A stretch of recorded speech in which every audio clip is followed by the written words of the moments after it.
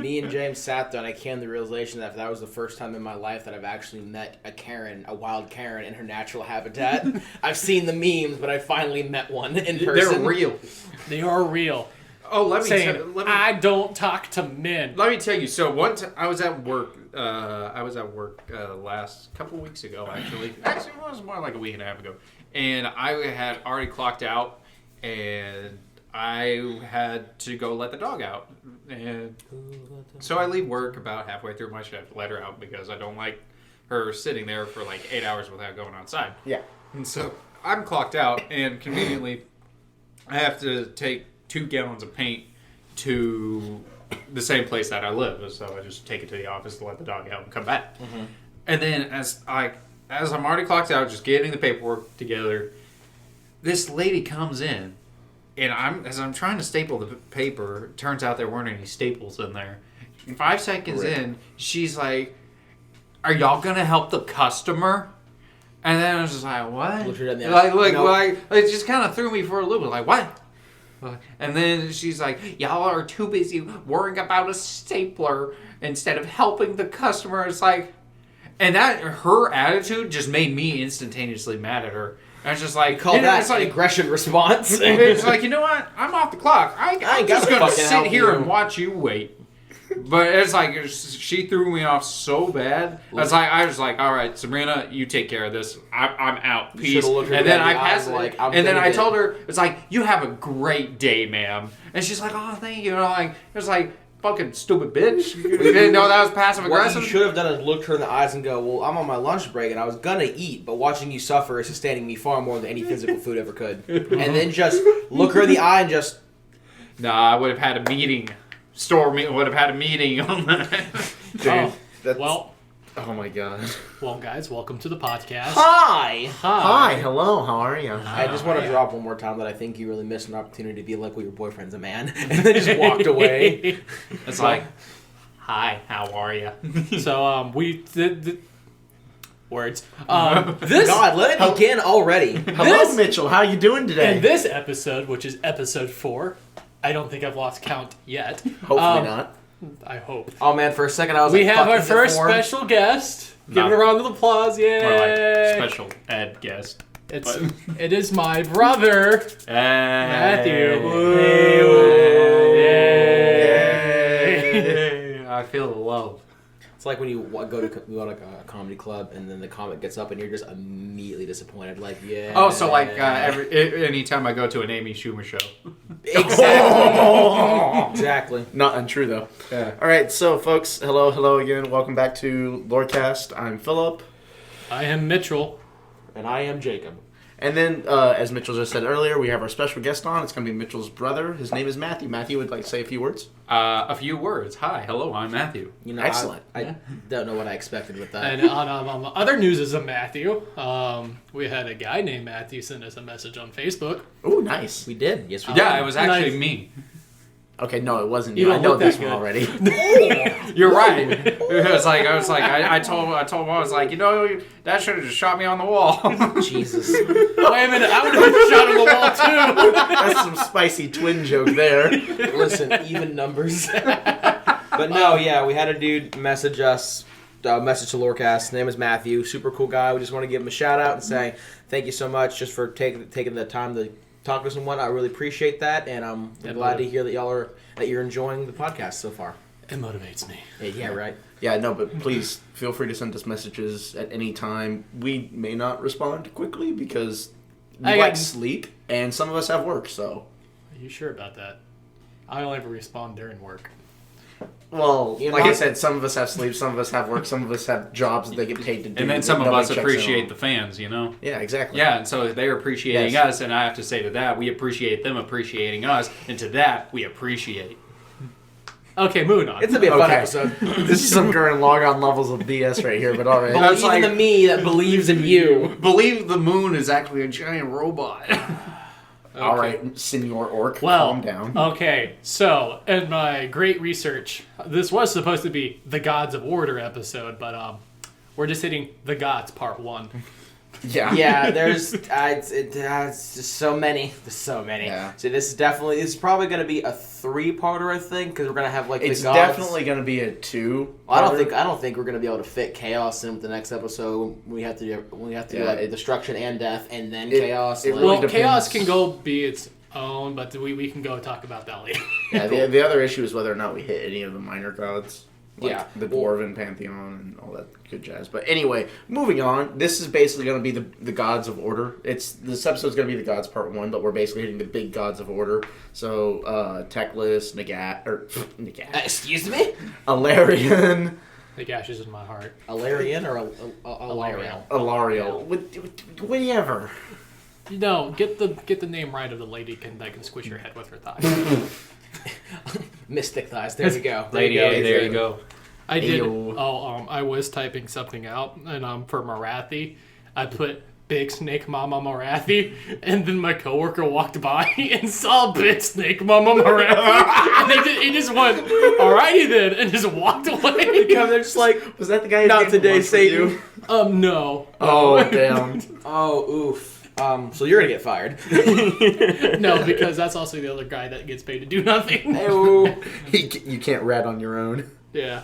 But yeah, so this is part 1 of the gods, and we're doing the Pantheon of Order. We'll be doing the other 2 pantheons next Oh, episode. so we're going. So Pantheon, we're going about Zeus and Olympus. Matthew, today? shut up. I will fucking strangle you.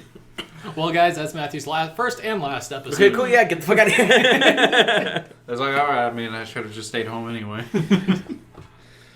Okay. all right. Who wants to start? I guess I can go ahead and start with a titular character. Just start with Sigmar and get it the fuck over. He Yeah, I literally know. named the game after himself. It's gonna Yeah. this part of the episode is gonna be 2.5 hours, and then we're just gonna stop. You know, No. Sigmar seems, just reading basis, like a synopsis of it, it seems like he's the kind of guy that has a poster of himself on his wall and No, just beats off. that's pretty fucking. That's hot. pretty Like accurate. 100%. Yeah, no, not even joking. Like when he's the guy that looks up in the mirror and goes, "Oh yeah," and then walks out. Like he has to do that every morning he wakes up, or That's his morning routine. Yep. All right. So yes, covering Sigmar. So the funny thing about covering Sigmar. Don't worry, dogs are only getting murdered outside. awesome. Yeah. No. So the thing about Sigmar is that Sigmar is so intricate into the lore of the Age of Sigmar, who to thunk, Dun, dun, dun, dun. that for most of these we're going to be just doing a brief history of them and kind of where they came from. With Sigmar, you basically know all this stuff already, so this is going to be relatively short. There's just also still a lot to cover. Only if they listen to our past episodes. You know what? That's fair, but I mean, like, we only got 4 of them. Like, why wouldn't you? Technically only 3 right now. Oh, wait a minute. It's going to be 4 when we post this. Exactly. Too. I also want to say before we get right into it is that I want to apologize because I realized before we made this episode about the gods, we talked a lot in the previous episodes about the gods, and I'm sitting here thinking, I bet there's a bunch of people who've never played AOS going, who the fuck's Nagash? So we apologize a lot because we realize that's probably a little confusing. So we'll hopefully be clearing up all of those misconceptions and whatnot with this episode. I apologize for interrupting you. Oh. You can now go. Second interruption. Get fucked. Once we get to Nagash, from there on out, he will only ever be called Bone Daddy. I second this notion. I suppose I could agree to this. If Mitchell would stop using my favorite glass. So good for. All right. You know, Mom, Dad, please stop fighting. I'm just happy drinking my strawberry lemonade from my styrofoam cup. Excellent. So yes, going back to Sigmar though, he is of course the ruler of Azir, and back in the so he's actually an ascended human. He was human back in the world that was, but we're not really worried about the world that was. So as far as we're concerned, Sigmar starts when he is first discovered by Dracotheon on Malus, the remnants of the world that was. And Dracotheon breathes life back into him, and then it's basically just hashtag best bros for life after that. It's more like, No. yeah, it seems like a celestial Starsky and Hutch kind of thing. No, you said breathes, and the way you said that, my brain said he said breeds, and I was like, wait a minute, stop. Wait a minute.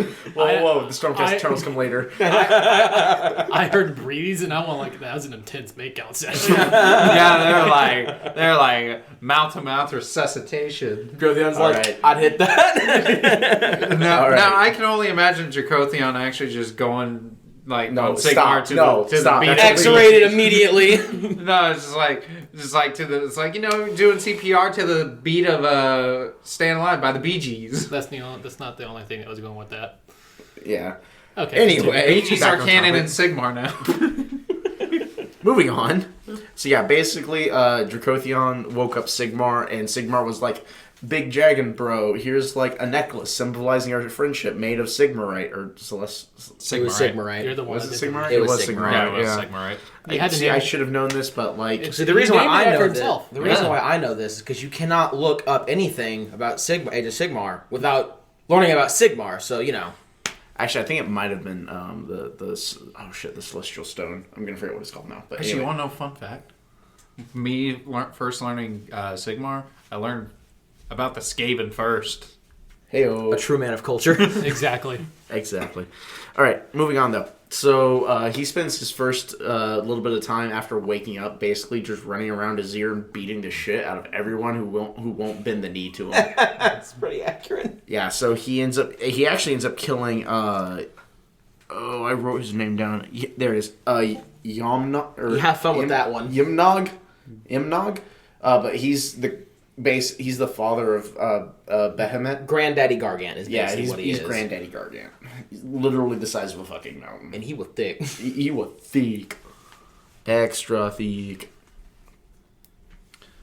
It's But yeah, so Sigmar That beating the shit out happens. of things.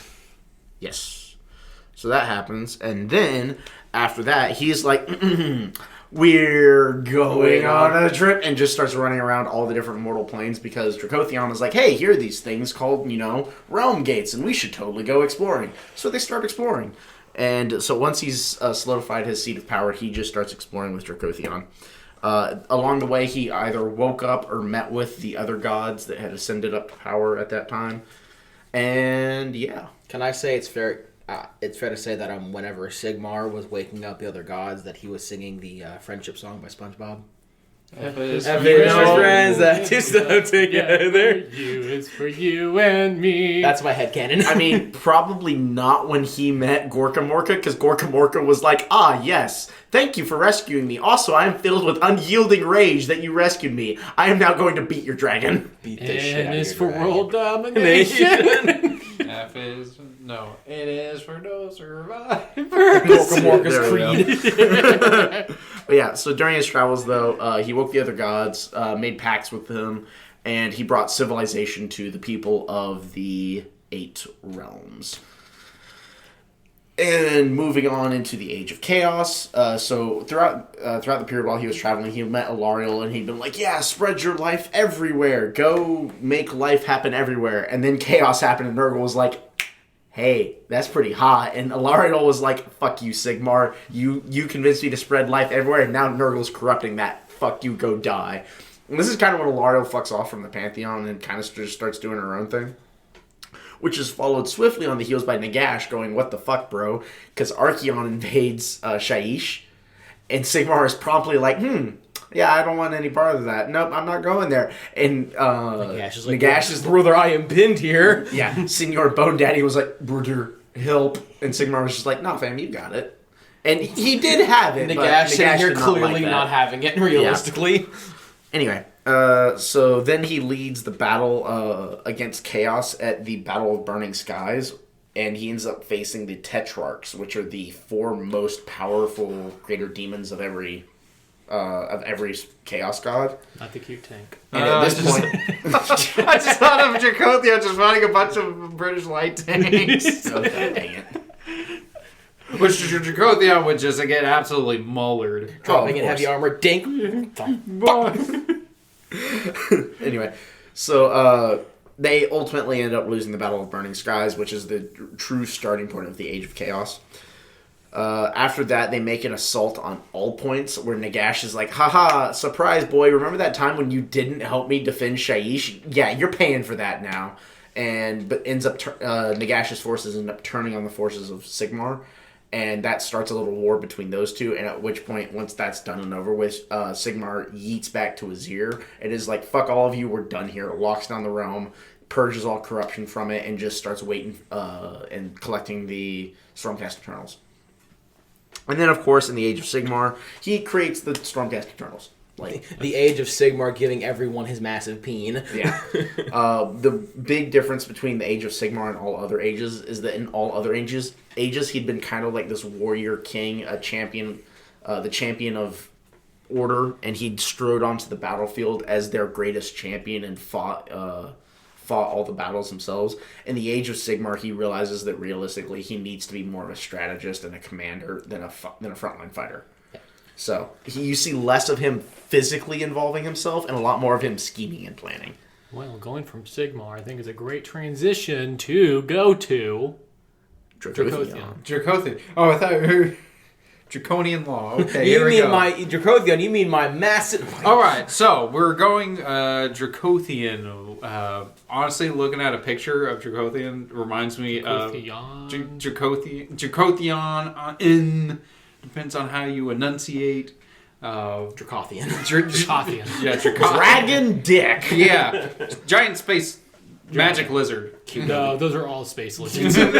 No, honestly, looking at a picture of Dracothian, it just looks like Ghidorah from Godzilla Earth. Not gonna lie, A little bit. but probably bit. more. We should also probably give the announcement. Matthew has never done any research on Age of Sigmar or listened to any of our podcasts. And No. he went with this one guy and has no clue. Oh, he's here for funsies. I'm here to welcome make the, jokes. Welcome to the ride.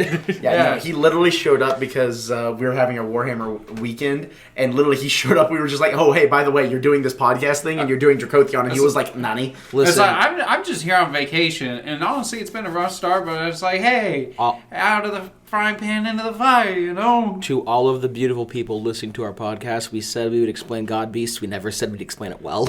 Let's just meet in the middle. Let's just We forgot explain to God. research another god beast for the end of the episode. Dracothian. Yeah, Dracothian. Okay, this is not the end of the episode. Continue, though. Dracothian. I mean, it could be. Click.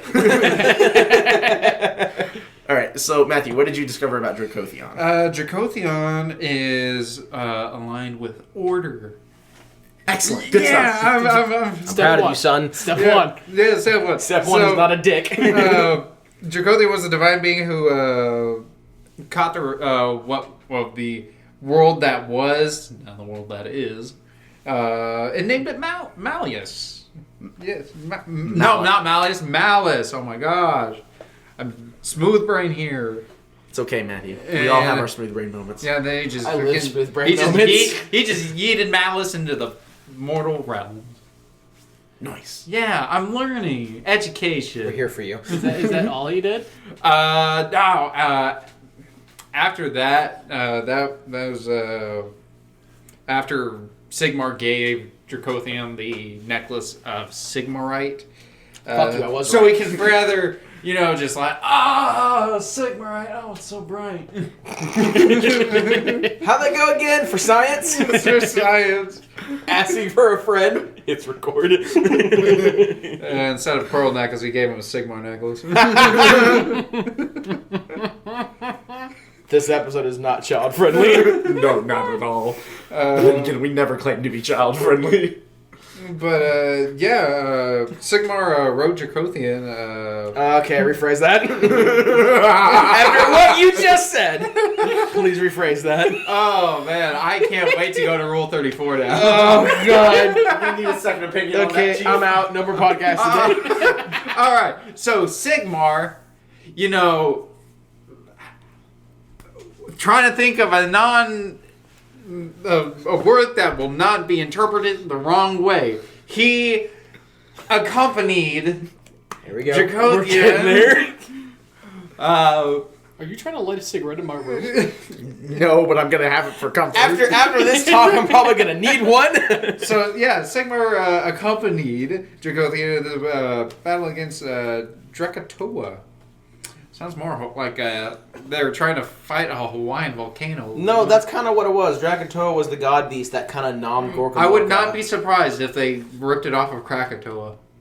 You know what? You're probably That sounds like right. something Most GFE would likely, do. yeah. But no, yeah. Yeah, they were trying. Dragontoa was trying to set free Gorkamorka, Yeah. and then once free, afterward, he just bitch slapped Dracothia. Yeah, they Gorkamorka was like, "Hey man, thanks for letting me out. As a reward, bitch slap the dragon." Oh, yeah, and then Sigmar took that personally. I'm sorry, there was a bug next to you. So what? The dragon? But why, though? That's like that scene from One Punch Man when he's The fucking mosquito. The mosquito Yeah. episode where there's like the one mosquito he keeps trying to kill and he like slaps himself at like Mach 3. Yeah, it's creating just a like sonic clap, boom. clap. And the mosquito's just like, "Nah, fuck you, fam." And then he runs into the like tiger class mosquito or whatever. And then he's just like, Fucking "Oh look, annihilates it. mosquito!"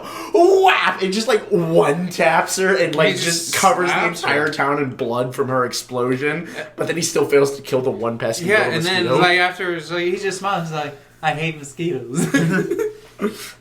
Is that it for Big Dragon Boy? No, that is not it for Big Dragon Ball. That's it for the age of. That's for the age of myth. Now we're into the age of Sigmar.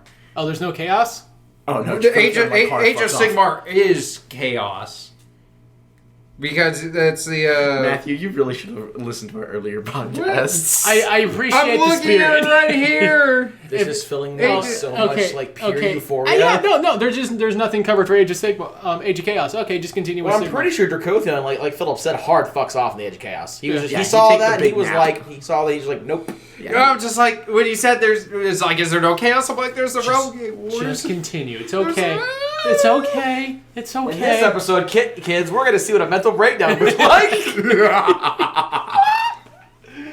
Yeah, and I'm gonna need a double of whiskey and about half a pack of cigs after this. yeah, and yeah. If anybody wants to take over, I'm just gonna cry now. Would you like to cover the Age of Sigmar for Dracothian later? Mitchell, stop torturing him. It's It's like like y'all my are brother ruining, fought. Stop it, he's already dead. y'all are ruining my confidence. Like this is my first time really actually reading into it. I just know the Skaven as a meme. Okay, I play 40K. It's like I got my Imperial Guard on the table. Stop making fun of me. You're a good man. You're a good man. God. You've just been asked to do bad Ironically, things. though, like even though that he through all the bullshit, he's not completely wrong. Dracothian isn't super prevalent in the lore when it comes to myth, chaos, or Sigmar. Realistically, like he does a bunch of important shit, but he's not around for a long time. He helps Sigmar. When He does first like gets there. 3 things and then promptly fucks off. Yeah, Yeah.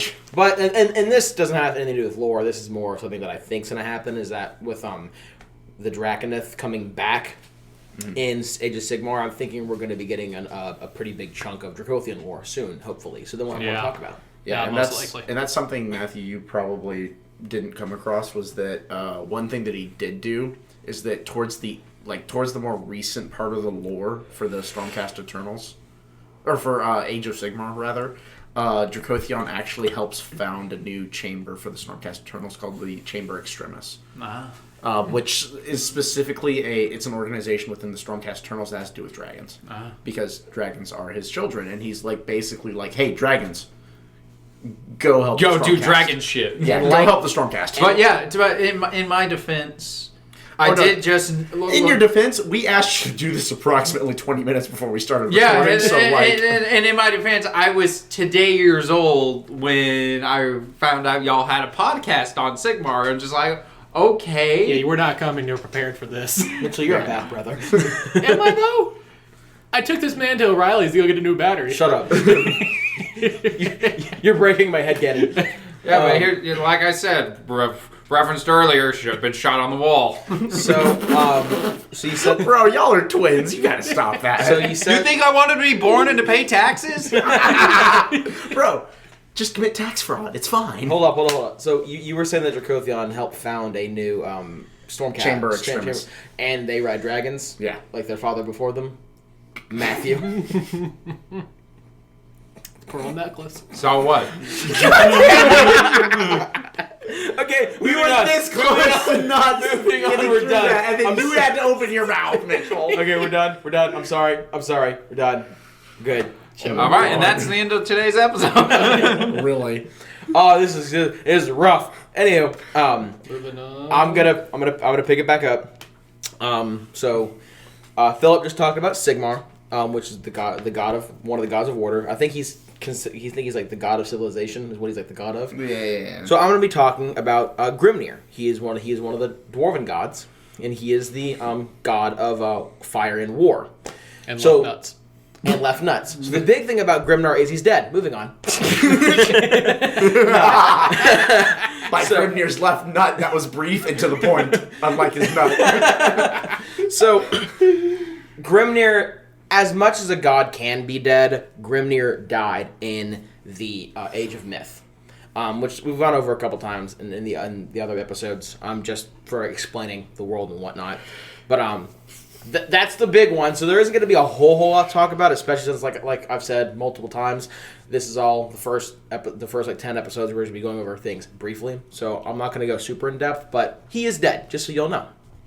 Excellent. But so Grimnir is one of the two currently active dwarven gods. His brother would be Grungi, and I'll be going over him in a little bit. So like I said, he's the god of war and fire. And a little bit of lore about what he did in the world that was before it kablooied was during the end times, Grimnir actually went to where the big ass chaos portal was in the world that was in the north and tried to go close it. Failed miserably and got lost in the realm of chaos for a long fucking time. Reminds me of some certain 40k characters. A little bit. Little bit. A little bit. So he actually wakes up. Aren't they actually those portals just called realm gates? No. So this was in the world that was not in the mortal realm. So this was in fantasy. So there's just a big ass chaos portal in the north, and it was just spewing out demons. And Grimnar was like, me by myself can fix that, and him by himself could not fix that. Fun fact, that would have been called a vomitorium. So he awakens in the mortal realms, and he has like his kin around him and whatnot, and he is kind of surprised he's not fucking dead, and he kind of starts trying at least to set up like some sort of civilization with his brother Grungi and their kin, and one of the things that he does pretty quickly upon waking up in the mortal realms was, and like I said before, he was the one that chained the solar drake I think it's pronounced Ignax, to like, I'm just gonna call it the ceiling, the ceiling of the realm where the dwarves were at, and that took a lot of time. And after that happened, Grimnir was exhausted because fighting a demigod. So an important thing that happened after he chained the solar drake to once again the ceiling. I'm just gonna call it the ceiling. Zenith, the tippy top. Yeah, that. That's when something called the Great Betrayal happened. And that is how Grimnir and Grungi ended up being chained on top of the Iron Mountains when Sigmar found them. The cool thing about the Great Betrayal is we know nothing about it. Except a bunch of really bad things happened and it broke the Dwarven Pantheon. And that's about all we know. Whether it was a series of backstabbings and schemes, whether it was like maybe that was the earliest activity of the Chaos Gods doing shenanigans, maybe it was infighting, we don't really know. All we know is a bunch of bad shit happened, and the Dwarven Gods got kind of fucked. So, Grimnir and Grungi get stuck on the mountain, Sigmar finds them, and they both swear to repay their debt to Sigmar for freeing them from on top of the Iron Mountains. Where Grungi is a little more practical and says he's going to go help his kids and then help repay his debt to Sigmar. Grimnir's like, no, I'm doing it right fucking now. Tell me who to fight. I'll fight God. I am a god, but I'll fight God. And that's basically what he did. He went and fought Volcatrix, who was a mother of salamanders, who was also a god beast. So he's literally the guy who's like, I don't know who I am. I don't All I know know is I must kill. All I know Yes. is I must kill. No, yeah, he was like, I'm going to pay my debt to Sigmar right now. Tell me who to fight. Tell me what I have to do, who I have to kill to repay my debt to you. And Sigmar was like, go fight and kill Volcatrix, who was a god beast, mother of salamanders. And she resided in Akshi. So Grimnar went and fought her and killed her. And himself. At the same time. And basically, big ass fight. They both died. changed the geography of Akshi in the process. And then, of course, Grimnir, when he died, he basically blew up in a bunch of tiny little pieces and made Urgold, which is where we get the Grimnir left nut joke. Okay. But in just point A, point B short stuff, that's basically Grimnir in Age of Sigmar. What an absolute Chad. He woke up and he chose violence, and he died. But, he died for what he believed in. Murdering other things that live. Yes. Are you ready for my stronks? I'm so ready. Okay, first I will be covering Mama Snake Lady Morathi.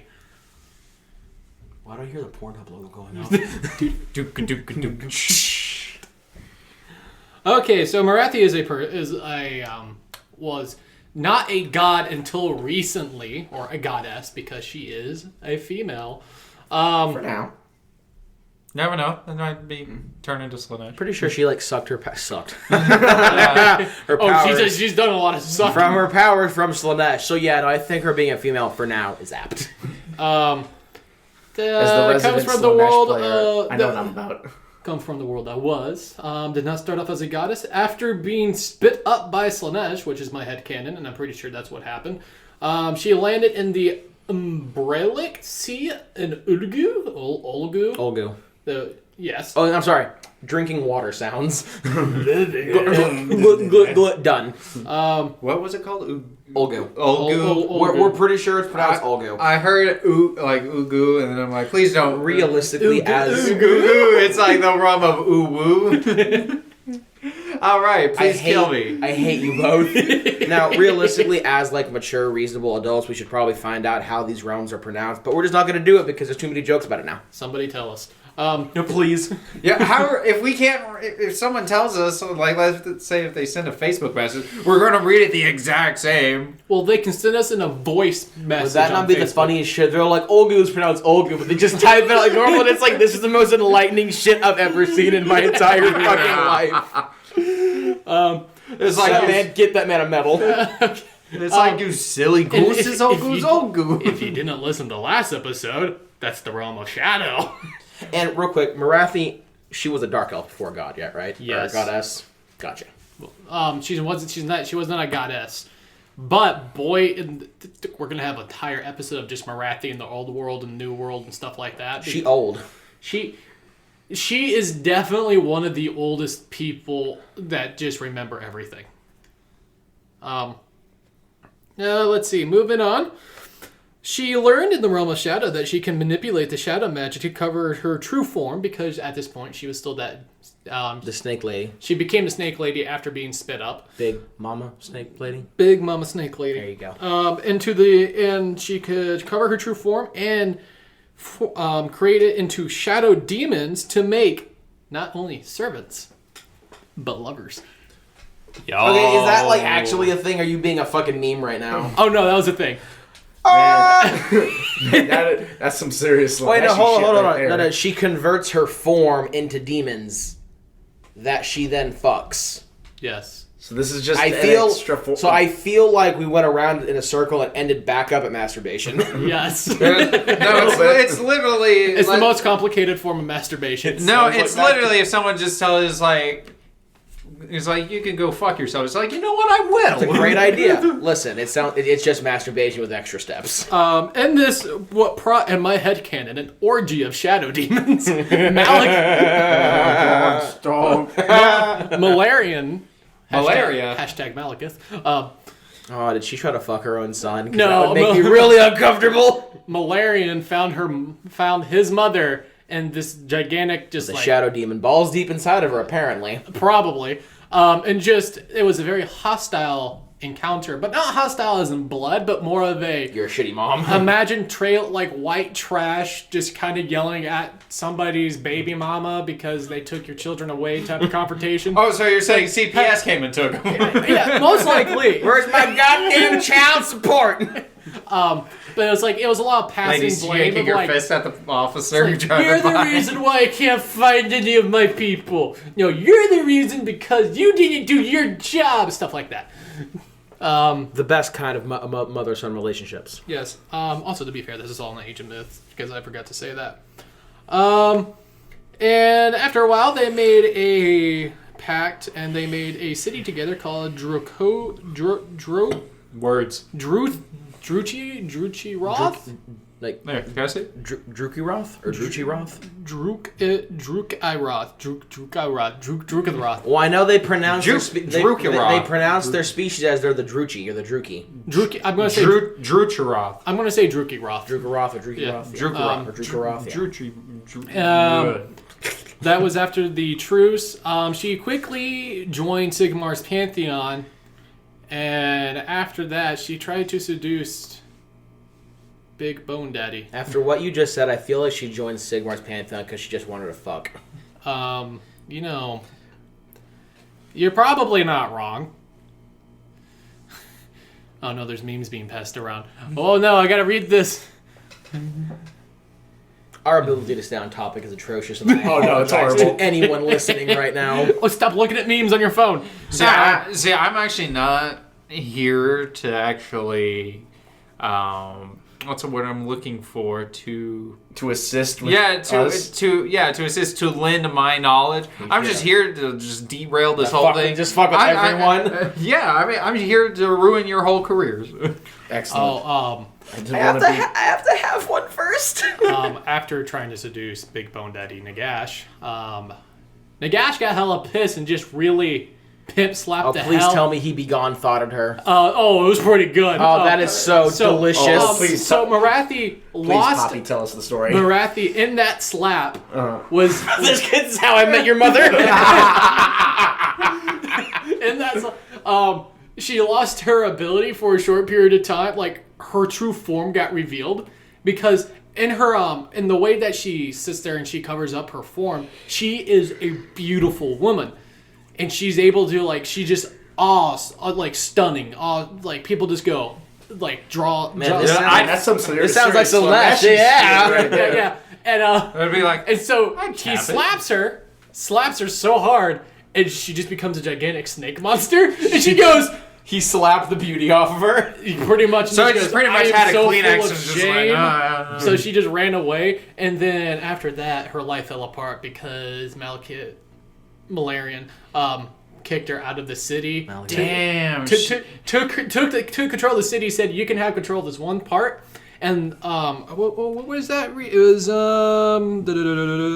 Ubril Vale. Umbral? Maybe.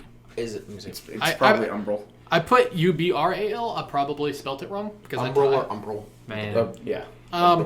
But that is where she found the cult for the priestesses. Oh, this is how Daughters of Cain started. And that's where Hagnar first started. Well, Totally not a rip I have off a of question Ragnar. then. Yes. So first question is, why was she trying to seduce Nagash? Scheming, power. Just shenanigans. Just shenanigans. Sludnash. And then he hit her with those divorce papers, and she lost custody of the kids. And he took the kids. Second question: did Malarian.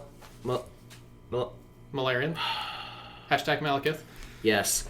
Did Malarian kick her out of the city because she was a giant snake lady, or because Malarian was like, I see my chance to fuck my mom over, and that's what he did? It was the second one. Gotcha. Cool.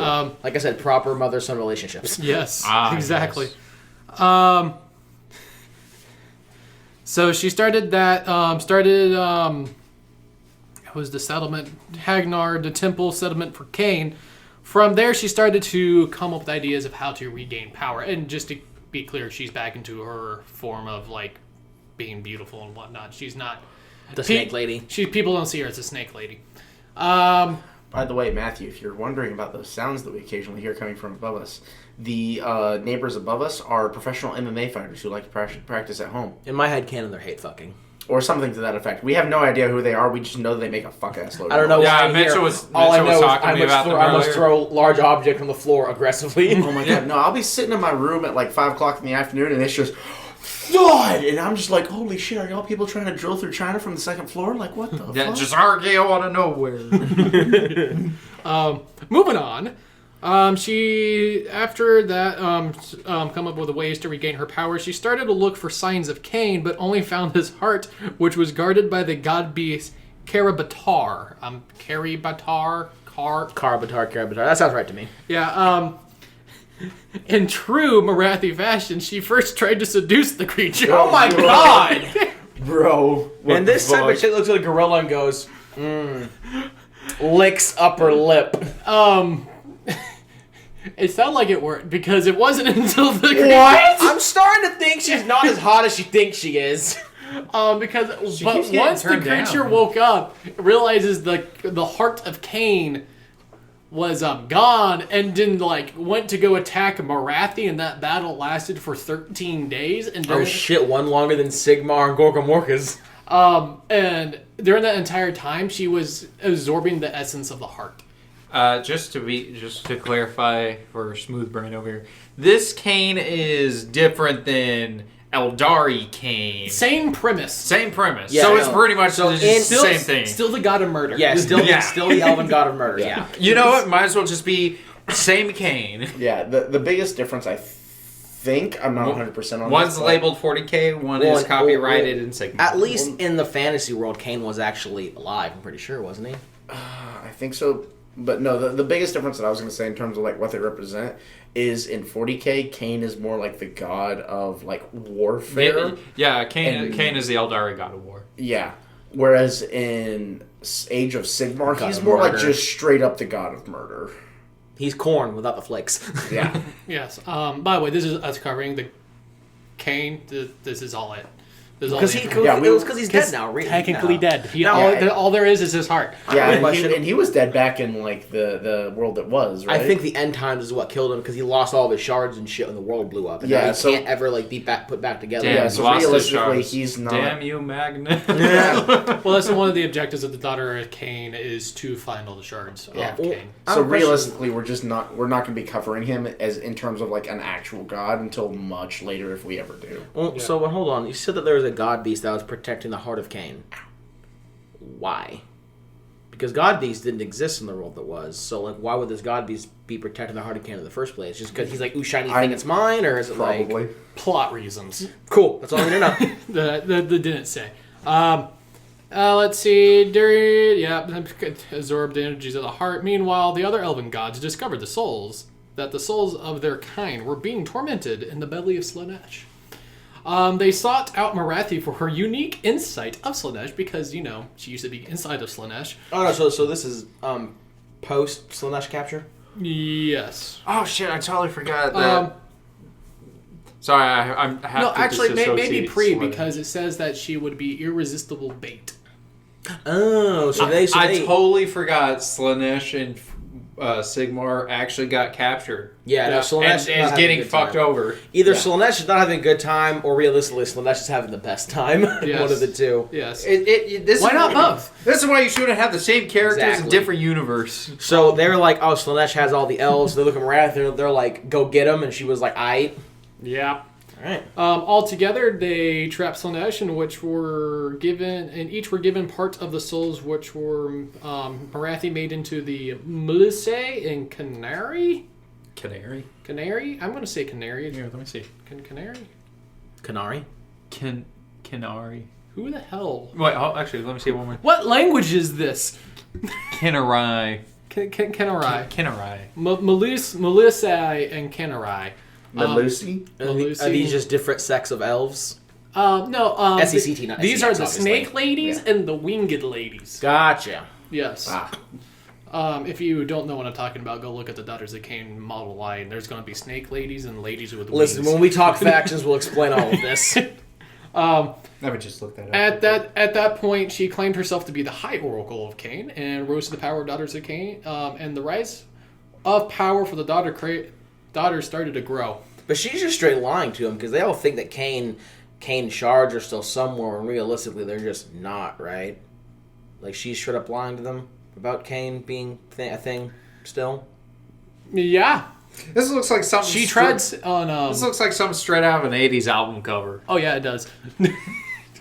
It's really cool. Oh, yeah. Yeah, totally. She's treading No, a fine line. She treads a fine line because she speaks the word of a dead god. Yeah. Well, hey, that's the best word to speak because then there's no god to come along and countermand you. Yeah. How much you want to bet Kane's somehow be a thing like later on down at AOS just so Marathi gets bitch slapped again? There's gonna be that one priestess that's like, I found all the shards, and Marathi's gonna be like, what? You did what? I'm sorry, but the fuck.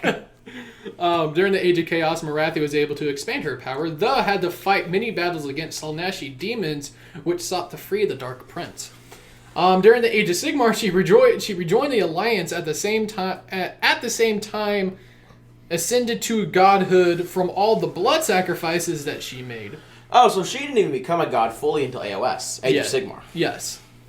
Like the actual Age of Sigmar, not the game. And only Teclis is actually the only other elven god that would listen to her prophecies of the escape of the Dark Prince, or Slaanesh. Yeah. So all the other ones, Malarian is like, disrespect. The other one's like, you stupid. Teclis, You big dumb. I have problems with this. And we need She's to out. fix She's this. out. She's out of line, but she's right. Yeah. So this is something for her appearance, and this will I'll just say all in one go, because I just got and pasted it. Her true form is gigantic. Her lower body is a massive winged serpent, twisted by shadow magic and depredations of Slaanesh, while most of her upper body retains her famous self-humanoid beauty. The ruins on her serpent upper underbelly represent destruction, vengeance, serpent, shadow, and blood. Her mastery of illusion magic allows her to hide this from others. Instead of the serpent shadow queen, she appears as a beautiful elven queen. Her form framed by wings made out of the finest shadow metal, and her supernatural beauty strong enough to paralyze her victims. Man, Slaanesh sure sounds a lot like Slaanesh. Yeah. I read something that stated the stronger that Marathi gets, the stronger the Slaanesh gets. Gee, I wonder why. Yeah, really. But that is all. She can't be that strong. She can't even get a good dick in. Unless it's herself. Yeah. Heyo. Ayo. Ayo. Well, that's Marathi. All right. You didn't have any strongs. I'm proud of you. Oh, I had plenty of strongs in the Yeah. You way. didn't have any verbal strongs. I was almost there. Yeah, you got close. All right. I think I'm gonna go ahead and just do Tyrion and Teclis together because they're pretty closely intertwined. But so Tyrion and Teclis were the two high elven gods. They're the rulers of Hysh. It's pretty self-explanatory. So Tyrion was actually the first to awake. He is completely blind. He is only capable of seeing through his brother's eyes. So he woke up Teclis, and they wandered the realm of Hysh together, and they discovered that they had complete control over Hysh, but they also have to serve and protect it as well. That's kind of the cost of their powers. But they got up and they were wandering around, only to discover that they were the only sentient creatures there. There were no other elves. Sorry to keep doing this, but when I don't know why, Philip, whenever you talk about any of the gods, I keep thinking of classical rock music. So you're saying that him and Teclis were walking around. I'm just like, and I would walk 500 miles. And that was the only thing that I could think of. Yeah. That's rock. Yeah, Technically. it's classic rock. That's cool. I thought that was Scottish folk. I mean, you're not That's wrong. that's bluegrass. What are you talking about? Scottish bluegrass. There you go. There we go. Well, Henry, don't give it a girl. Sorry. Sorry, cat. So, Tyrion and Teclis, they get more and more depressed, I guess is a way to put it. Well, yeah, all their friends are fucking dead. Yeah, because they could find no other elves. And until finally they come across Sigmar, and Sigmar is like a friendly face, and they're like, oh my god, Sigmar, thank god we found you. We have found literally no one else. And then Sigmar was like, yeah, that's because all the elves are dead. And they were like, what? Why would you tell me this? Okay, I will state this. They're actually not all dead because I had to. This is part of something I have to go over later. All the elves were just an Azir, yeah. a Zilgar or whatever the hell it's called. Yeah. But there weren't many. Yeah, no, all the elves were in the capital city of Azir. When But- Sigmar found Teclis and Tyrion, was the capital city of Azir already built? Because if the capital was unbuilt, Yes. so there is a distinct possibility They that don't go over that. Okay, Yeah. so let's just have the distinct possibility that when Sigmar met Tyrion, as far as he was aware, all of the elves were dead. That may No, not- Sigmar was the one who told them that like all the only elves who lived were the ones who currently lived in Azirheim. Azirheim? Yeah, Azirheim. Oh, so he told them there are some left, but like 0.00001% of what there was. Yeah, it's basically so few as to be zero. And they got super depressed over that. Anyway, so in order to get their friends back, they come up with a plan to imprison Slaanesh. So they imprison Slaanesh, they draw out her souls, and then the various different forms of elves are created. And that's kind of the only thing that Tyrion does in the age of Tyrion Myth. doesn't do much. Period. And Yeah, he helps found like this, the Elven civilization after that, but he doesn't do a whole lot. Teclis is the one doing the majority of the heavy Yeah, lifting. Teclis does a lot of things. And then moving into the Age of Chaos, both Tyrion and Teclis help hide Azir from Tzeentch's gaze, so that not even Tzeentch is aware of the creation of Stormcast Eternals. Or at least that was the intent. Whether or not they succeeded is up for debate. There's some grungy shit that I'm gonna talk about in mine that has to do with that. But yes, you are There's technically also some correct. Valerian stuff going on there. Yeah, you are technically right, but there were some illegal modifications Yeah. that go into But that. that was... Because those were the what were they called? The Enlightenment engines, I think, is what Teclis made to help hide. Oh, I have no idea. I just read that they helped it. Like, we can go into that later, but yeah, that's... All I read was that they helped... Tyrion and Teclis both helped hide the Azir away from Tzeentch's gaze. Gotcha. But that's basically all that Tyrion does. And how dumb you think you have to be with magic to be able to make something that hides a literal omnipotent god, to hide yourself from an omnipotent god's gaze? Because Tzeentch sees the future, past, and present at all times completely clear. Have you seen Detroit? Why would you do this to me? Welcome to Troy can't have nothing. Welcome to Cleveland. No, but That's in Ohio. That What? just No, you never seen that? It's like oh, Welcome to Cleveland video. at least we're not Detroit. yeah, at least we're not Oh, Detroit. yeah. Oh. No, it just always cracks up whenever someone's like, yeah, so like in 40K or in AOS, whenever it's blank blank blank hides from Tzeentch's gaze, it always cracks me up because Tzeentch literally looks at like the flow of time like a fucking picture book. He'd be like, flip flip, that happened exactly then. Flip flip, this is gonna happen exactly then. And he knows point blank when anything is gonna happen. So I feel like if I was Tzeentch, I'm like, man, why is my picture book all cloudy all of a sudden? He would know some shit's up. Yeah. But, No, you just rip out the pages. Fuck this yeet. Yeah. I don't want to look at it anyway. Anyway, so really that's all Tyrion does. I'll save what Teclis did different for a little later, because I think this is a really good time to go into what Grungy did. Yes. So Grungy, which is the other active dwarven god in the Pantheon of I Order. mean, the other not dead one. Okay, like I said, Grimnir is only as dead as a god can get. I'm pretty sure he's still alive somehow. I'm just not sure yet. But Grungy is still physically alive. If you get his left nut and his right nut Oh my together, God. Listen, it's by the left nut of Grimnar, but the right nut of Grungy. Then you get Grimnungi or something like that. I don't know, some weird bastardization. By Grungy's left nut. So Grungy is. Grimnir. It's like the fucking The 5 cards of right Exodia. You have to collect both his nuts, his penis, his heart, and His and scrotum. left eye. You have to collect the shaft too. Jesus. all the parts that make a man. So Grungy, he's the god. He's the dwarven god of metal, known as like the shaper of realms and things of that nature. So there's not a whole lot that's known about Grungy, like in his godly form, from the world that was, because for a long time in the world that was, Grungy walked among the dwarves as a mortal. So I'm pretty sure that's what he was doing when Chaos was blowing everything, the fuck up. So like I said, when Grimnir woke up in the mortal realms with his people, Grungy was also there, and something that and like I said, and when Grimnir imprisoned Ignax pretty quickly when they woke up, Grungy was the one who made those chains. So and that's a pretty important piece of dwarven lore. So I think that's pretty cool. So fast forward, the Great Betrayal happens. Sigmar finds Grungy and Grimnar on top of the mountain. So how Grungy repaid his debt to Sigmar was by building him a lot of shit. And I mean a lot of shit. What's it called? Like the Sigmar Yularum or something.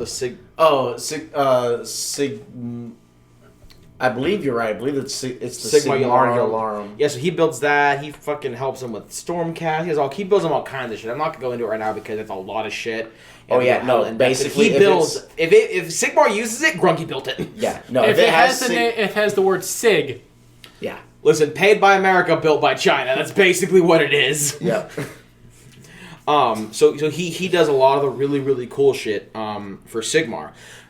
But something that Grungy did is after he had what he considered paid his debt back to Sigmar, he was planning to go into a self-imposed exile. So he made the Kozilid empires for the dwarves, and that's the empire the dwarves had pre Age of Chaos before they got aggressively crumped. And Grungy basically turned his back on his kids, not because he didn't like them or because he had any anger towards them. He went into a self-imposed exile because Grungy knew that resentment would build towards him from his people if they were under his tutelage constantly. After time, resentment would grow. And Grungy true-heartedly believes that the only way that the dwarves could reach peak performance essentially would be under stress and going through trials and whatnot. So Grungy left because he knew this is what he had to do for the dwarves to truly become the people they were meant to be. Grungy did not know Chaos was gonna fuck as hard as they did. So when he left and he left his people, and then the Age of Chaos happened, and the dwarves basically got eradicated, and his people hated him so much because he left them. It wounded his heart pretty bad. It damn near killed him because he saw he knew that what he did was right, and he knew that even though it went so horribly wrong, he still couldn't go back for his people. He knew he couldn't do that. He knew he had to stay in exile. And ironically, that's how we got the Karlan Overlords. So Grungy basically considers the Karlan Overlords to be peak dwarven performance. Because This is what dwarven performance basically looks like. because he knew that that their technology was going to have to change, their way of thinking was going to have to change, they were going to have to evolve, and they would never do that with Grungy being over their shoulder no, that's not right. So that's why he left, and so he was gone for a long time, for a big chunk of Age of Myth, and a really big, and the entirety of the Age of Chaos, because while he was gone, he was helping Sigmar with his shenanigans, i.e. Stormcast Eternals. But so as far as the dwarves are considered, they kind of hate Grungy because they feel abandoned, because that's realistically what happened to them. And the dwarves that are considered to be under Grungy, like Grimnir has the Fire Slayers, which are the dwarves that live in Akshi, and they're the really angry ones that like fire and riding Bloth beasts. And the Karlan Overlords, actually they turn their worship more towards Valea and the other dwarven deities, which aren't really present in AOS. They're the dwarven deities from the world that was. The dwarves that are considered to be under Grungy are the what do they call? Would you call them, Philip? The disavowed, I think, are the dwarves that live in the dispossessed. Dispossessed, yeah. Yeah, that wasn't me. That was Mitchell. No, I never said that. And I just know what they're called. This wasn't a podcast. This is when we were talking about it, just between me and you. Is that the disavowed are the ones that live in the cities of Sigmar? Oh yeah, okay, yeah, I remember that now. Yep. Yeah, those are the ones. I just said it. Disavowed. No. Dispossessed. The dispossessed, yes. They're the ones who were considered to be under Grungy, because though the dispossessed were the dwarves that lived in the Kozilid Empire in the Age of Myth, and that was the empire that got completely and totally fucked by Tzeentch. So that's the majority of what he did in the Age of Myth and the Age of Chaos. Age of Sigmar, Grungy comes back hard because he's the one who basically made the Stormcast Eternals. He made their weapons, he made their armor, he's the one who gives them all their magical bullshit. Sigmar forged their souls, Grungy forged their bodies, basically. He's the one who, and it was him, and he got the 6 Forge Masters, which are basically demigod versions of Grungy, and he got them together, and they went and they made the Stormcast, and so that's really fucking important, because the Stormcast are the ones that came out in Age of Sigmar and the Romance Wars and kind of kicked Chaos the fuck out of the Mortal Realms and whatnot. Without Grungy, it would not have been possible. I would fair to say point blank, without Grungy, it wouldn't have been possible. Just point blank. Realistically, yeah. It'd be the Age of Teclis. Yeah. So what I was talking to you about when you said Teclis made, I think, the Enlightenment engines, which were meant to like shroud Azir from Tzeentch. So what happened was he got that shit from Teclis, and he was like, "Hey, Grungy, you don't go fuck with it." And Grungy was like, "You know it, fam." So Grungy fucked with the Enlightenment engines and turned them into the Penumbral engines, and that was what shielded Azir from Tzeentch. And it really pissed Teclis off. Like, it was 100% a mark against Teclis' honor, and Teclis was like, "I gave you this, and you fucked with it, you piece of shit, how fucking dare you." Like, Teclis was, it was a big smack in the face of Teclis. Wow. Which might come and play later on. But yeah, no, Grungy fucked with it and made the Penumbral engines. That's a model. The Penumbral engines are? Yep. Really? Yeah, they look pretty cool. Wow, that's actually pretty fucking dope. Are they a dwarven thing? No, it's Big actually Stormcast thing. it's Or Azir thing. a lot of people can use it, I believe. Oh, it's more of a terrain thing. I would say it's probably an order thing, a train for order. Yeah. So now the big thing with Grungy right now is that in the lore they believe that Grungy is going to be making a resurface soon, and there's a couple different things that Grungy might be doing. What he could be doing is making a new bloodline of dwarves, so new dwarves basically to help like bring his people back. Oh, we fucking. Or he could be bringing Valea back. And if I You know remember- who ain't fucking? Arathi. Exactly. And No, she is. just herself. So, Yeah, exactly. yeah, it's like Who else knows better how to please me than me? she's like Sigmar. She wakes up in the morning and just The fucking Neckbeard's anthem. yeah. She wakes up in the morning, it's like, oh yeah, I'm hot shit. And then as soon as like she goes through all like the football players, and it's like, hey, you wanna take me to bed? They're like, no, get the fuck away from me. Fucking Dude, she has all stunning beauty. yeah, but it's fake though. Bro, he's doing your fucking snakelet, you dirt. You gonna take this shit? Yeah. Just like she does. She just takes it and takes it and takes it. Yeah, from herself. Anyway, like I was saying, he could be making a Grungy could be making a new bloodline of dwarves, or he could be bringing Valea back. And Valea, if I remember correctly, was the dwarven goddess of like medicine and things of that nature.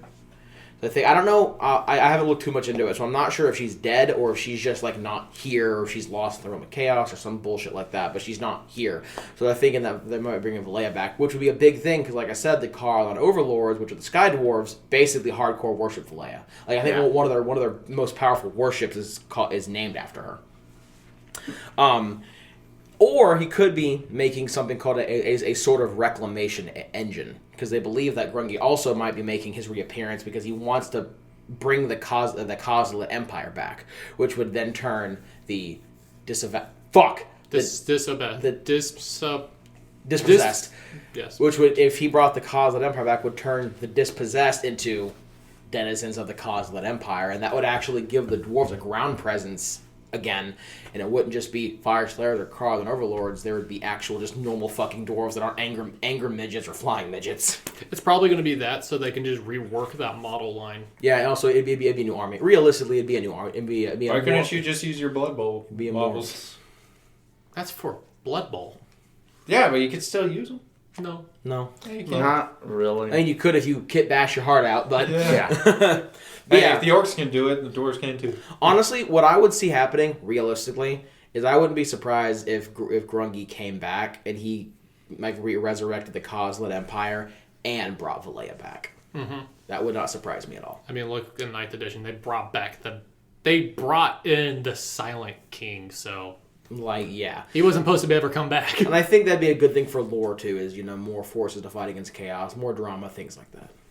But, in a nutshell, that's kind of basically Grungy. Oh, sorry, one thing. I think I've gone to this before. Grungy made Aether Gold, which is what the Kozilek, god damn it, Karlan Overlords, they mine that shit in the sky. Or at least they believe that Grungy made Aether Gold, and they believe that Aether Gold was made because when Grungy was working at his forges, he would just breathe, and apparently he So I'm grows, just getting- grows out Aether Gold. So I'm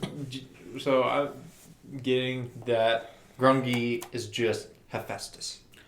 Yeah, basically. No, 100%. He's the god of metal, the god of the forge, shaper of realms. He is pretty heavily, in my opinion, based off of. So if any of you fucks say Hephaestus, I'm gonna stab you right now. So I can change my Hephaestus. I can change You're my, being funny. That's fine. These dudes do to annoy me. I can change his name to Grungy. Great God Grungy, there you go. Sure, Mitchell. Why not? Hephaestus. Where's that squirt bottle? They Yeah. have a squirt bottle of cooking oil. So it's not cooking oil.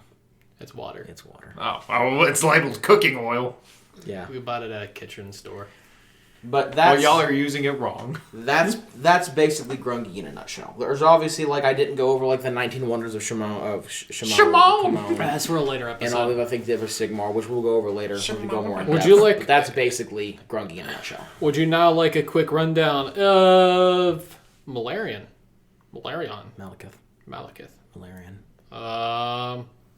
In the world that was, he was known as Malekith fucked himself over a lot. and was, and still technically is, the son of Marathi. So yeah, so just to make sure completely clear, when Marathi was a dark elf, normal, in the world of fantasy, not goddess, she gave birth to Malekith. Yes. Cool. Want to make sure we're clear on that. Yes. And Malekith actually is technically the blooded heir of the first Elven High King. I forget his name. Yeah, something like that. Cool. Gotcha. He is now ascended and is known and has the title of the Shadow King. He first awoke in Ulgu without his memories and form, but he became angry of his new form, and the more he remembered, and the more he got angry, the more he remembered the end times, and Which then made him angrier. which made him angrier. But when that happened, he would get also his form back, his form solidified. Well, if I remember correctly, he like just didn't know how to use his new form, right? So he was basically like he just couldn't do anything. Yeah. And he was like, "This makes you really fucking mad." Oh, look, I can move my fingers now. An angry vegetable. He explored Ulgu and its 13 realms, not finding any of his kind until he found his mother in that like really big shadow demon orgy. Sorry about that. And yeah, no, there was a gigantic glade of shadow demons. So if you're wondering why shadow demons are actually in Ulgu, it's because of Morathi. To fuck. Yes. I'm never. Herself. Yes. That's gonna live in my head rent free for the rest of my fucking life. Everything moves back to Marathi. Every time I watch any scary movie that has to deal with like shadow demons or something edgy, and be like, I bet Marathi fucks that. Probably. As we stated before, it was a hostile meeting. There's a lot of throwing blame and a whole lot of yelling. So that typical fight outside or in that next door apartment. It's the fight In the back It's alley. the fight in front of Denny's. Yeah. Yeah. Oh, it's Azerheim. Yes, Azerheim is the name of the city. Although him and Tyrion, wait a minute. They ended up making that uneasy truth, which later he would break. Although The uneasy. Malarian untruth. and Tyrion could not find elves outside of Azerheim, they could hear their cries of the damned elves that were devoured by the Dark Prince Oh, that sounds fucking awful. in their sleep. Yeah. At least they were kind So of. when they slept, they're just like, I'm so tired. Time to get to sleep. Head falls. I'm not having a good time. so. Stark, I don't feel so good. Basically. So they will soon find and capture the Dark Prince. During the Age of Chaos, he, Teclis, and Tyrion used their powers to obscure Azir, hiding the creations of the Stormcast Eternals from Tzeentch himself. Also gifted Sigmar the Gladiatorium, which allows the Stormcast to train in incredibly fierce and realistic battles using illusions, but it is also used by Malarian to spy on the Eternals.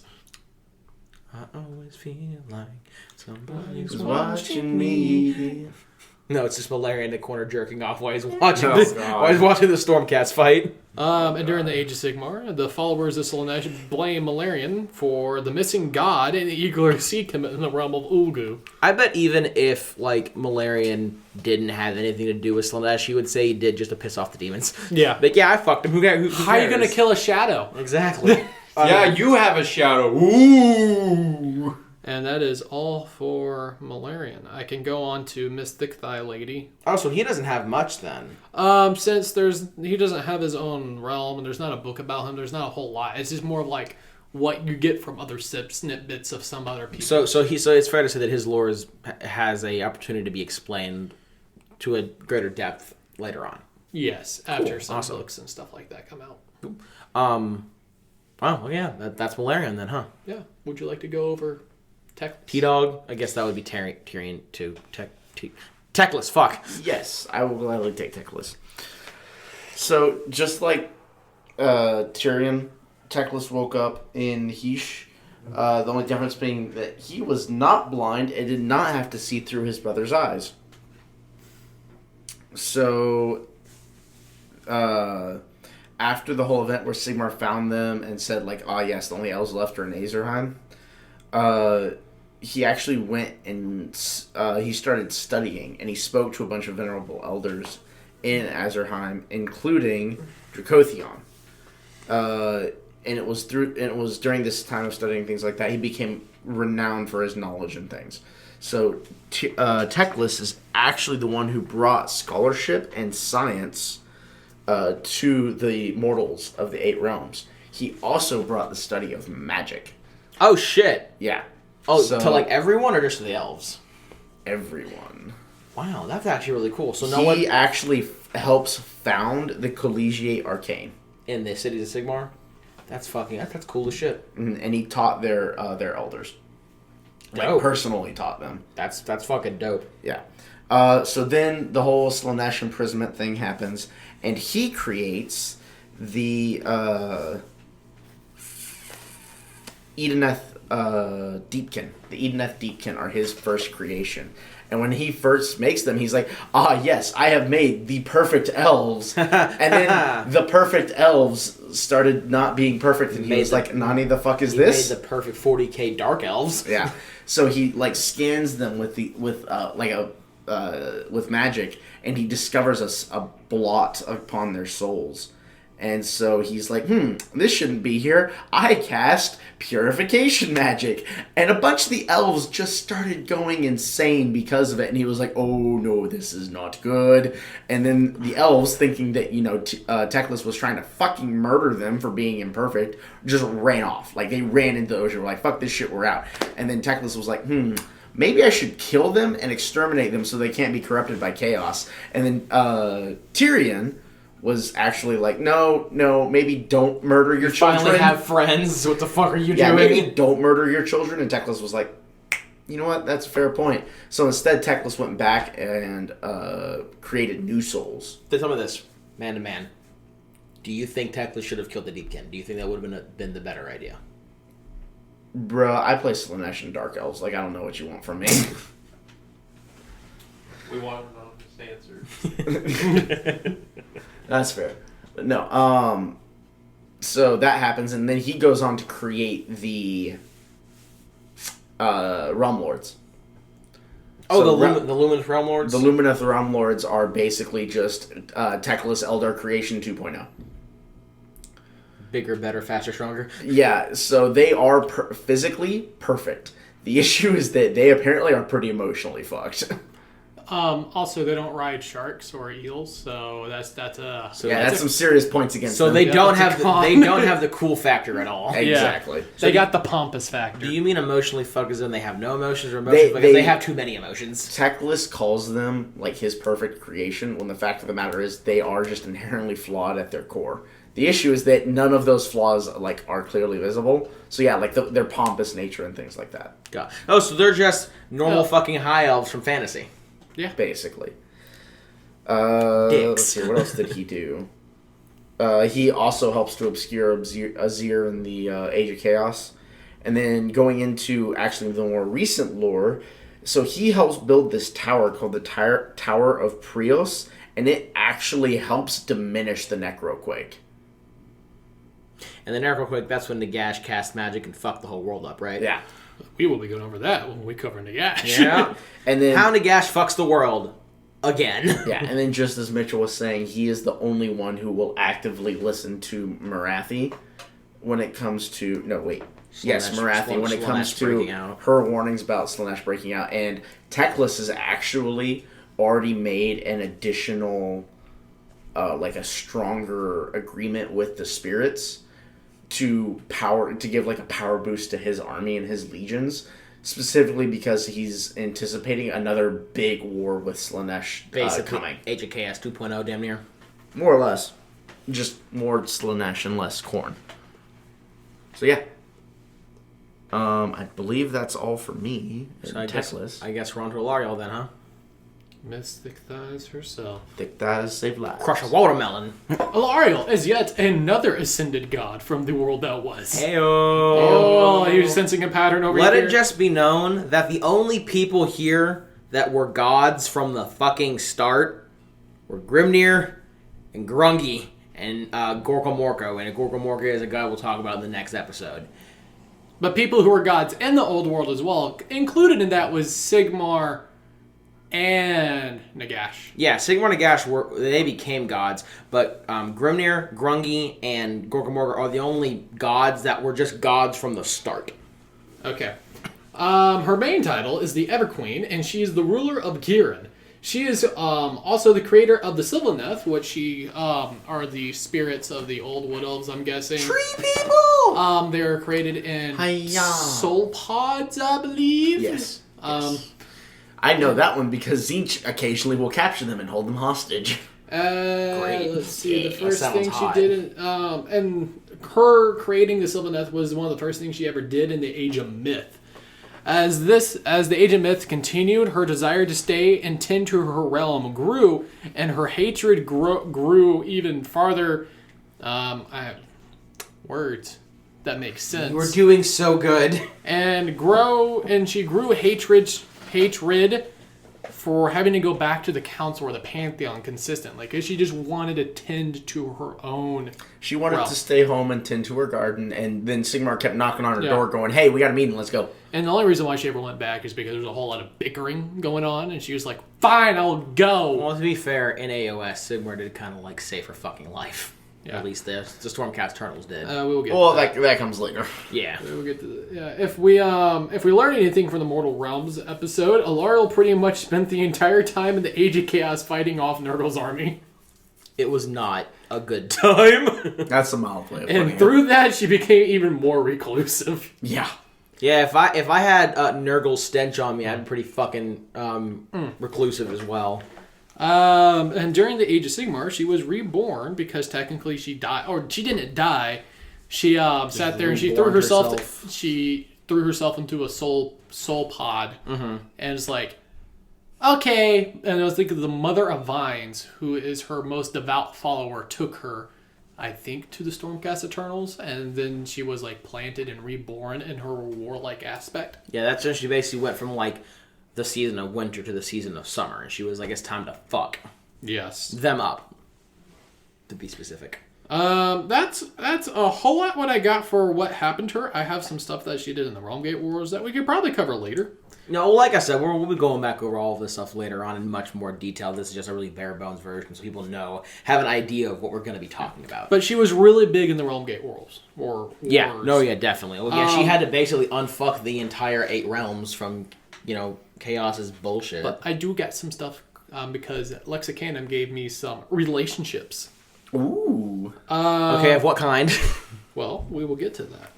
Sigmar. Though Sigmar is an ally and his Stormcast Eternals did help revive Alariel, she has no interest in reforming his old pantheon and finds his civilization of stone and steel saddening and at times irritating.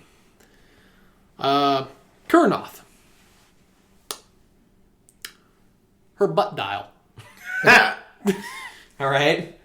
Is No, Curran no, off a god or a god no, beast? no, her booty call. Oh. And, Oh. That is her booty call. I think it's every spring there's a booty call. Wow, imagine that. Who would have thunk it? Also, he is, I think, the original god of Giran. Ah. He is the god of the hunt. Ah. We will be going over that at a later time. Nagash. Alariel is willing to compromise with Nagash and gifted him the land of Desperita.